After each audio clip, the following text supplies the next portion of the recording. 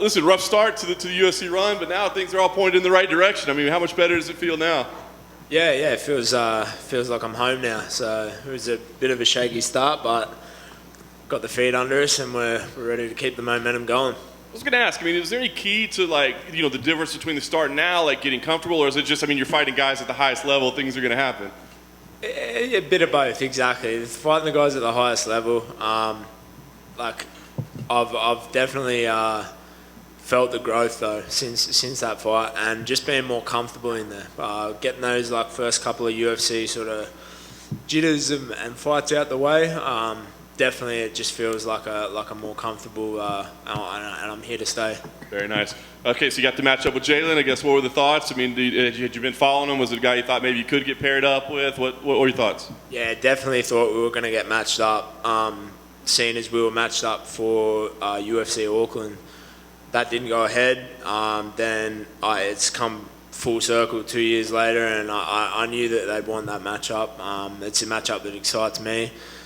Jalen's like, he's tough, man. He brings different problems to the table. I've never fought someone quite as tall as him and as long, so that's going to be a different challenge that I'm looking forward to. I've been working a lot of different stuff, different game planning, and we'll see what happens Saturday. I was going to say, because of his unique style and frame and thing, I mean, can you find somebody that's like him to train with, or can you not really simulate it exactly?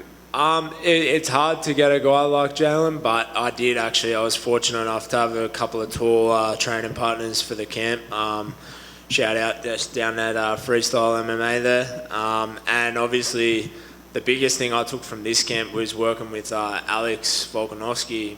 He has to get in at pretty much everyone he fights is taller than him, so he's helped me so much this camp, and I'm looking forward to trying out some new stuff. That's awesome. I believe it'd be the first time back in front of a crowd since the debut, right? I mean, so does that, obviously that was an epic fight. I mean, is there something about fighting in a crowd like that does something special for you? Oh, mate, the energy that I take from the crowd is just unbelievable. I'll be carrying that right into the fight and putting it on his chin. I like it. Last thing for me, I guess, what kind of fight do you think we see here? Is this going to be a brawling type back and forth thing, or are you out there trying to be technical? What kind of fight do we see? I'm looking to sort of get my feet under me first. Like, Jalen's a dangerous opponent. You can't rush with a guy like him. So we'll find our feet, and then I'm sure the war's going to come. And I think it's going to come down to who wants it more, to be honest. Jamie, right here. Pretty much until his last two wins, Jalin had been winning all of. Actually, he was winning all of his fights by TKO or KO until his last two were submissions. Do you think they were just overlooking his skill set on the ground, or that Jalin is just that talented and can catch people off guard? He's talented, man. He's got a full skill set. I believe that his submissions came from the strikes, though. I'm pretty sure that they dropped first. He overwhelmed them with the strikes and then finished on the ground. So they were already, I think they were sort of already hurt and almost looking for a way out. But yeah, it's another thing that he brings that we're ready for. That's what we've been getting ready for all camp. Just getting every part of the game sort of covered. And can I ask you for your prediction of the main event between Jorge and Colby Covington? Big main event for your card. I think Jorge by decision. They're both so tough, man. They're both so tough. They're going to want it that bad.